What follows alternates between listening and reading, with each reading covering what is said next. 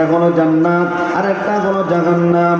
উম্মতারা রে, আমলকে মজবুত বানাও, ঈমানকে মজবুত বানাও, তাহলে আরামের জায়গা জান্নাতে ঢুকতে পারবা। এমন আরামের জায়গা আল্লাহ রাব্বুল আলামিন বলে, এ বান্দা, আমি আল্লাহ তোমাদের জন্য বড় আরামের জায়গা বানায় রাখলাম। যে আরামের জায়গা, এই আরামের জায়গায় শুধু আরাম করবা, কোনো কষ্ট হবে না। আল্লাহ নিজেই তো জানায় দেয়, আদাতু লিইবাদিয়াস সালিহিন মা লা আইনুন রাআত ওয়া লা উযুনুন সামিআত ওয়া লা খাতারা আলা কলবি বাশার।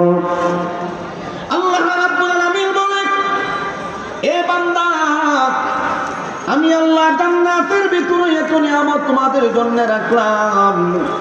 মালা আইনুন রাআত, কোনদিন চোখ দিয়ে দেখো নাই, ওয়ালা উযুনুন সামিআত, কোনদিন কান দিয়ে শোনো নাই, ওয়ালা খাতারা আলা কলবি বাশার, অন্তর দ্বারাও কোনদিন অনুধাবন করতে পারো নাই।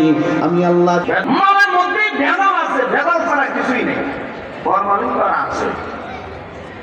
দেখবেন যারা অ্যাডভান্স বেশি দেয়, আমার দোকানের ফলের চাইতে আর ভালো ফল অন্য কোনো দোকানে পাবেন না, বুঝবেন হে এক নম্বরের বাতোয়া। যে অ্যাডভান্স বেশি দেয় এর দোকানের মাল ভালো না। যে অ্যাডভান্স দেয় না, বসে থাকে, নিলে নিবেন, না নিলে নাই, টাকা দেখে নিয়ে আসছে ভালো মাল, টাকা বেশি নিলে নিতে পারে, না নিলে নাই, বুঝবেন তার মাল ভালো।